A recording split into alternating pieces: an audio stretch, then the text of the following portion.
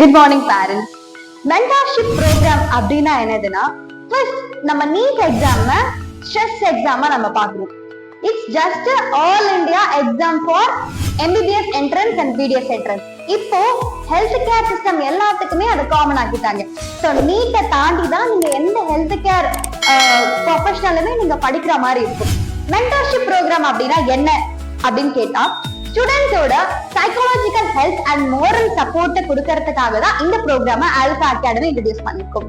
And students ரெகுலரா படிக்கிறாங்க, டெஸ்டும் கரெக்டா எழுதுறாங்க, பட் ஸ்டில் அவங்க ஒரு நாள் டிமோட்டிவேட்டடா ஃபீல் பண்றாங்க.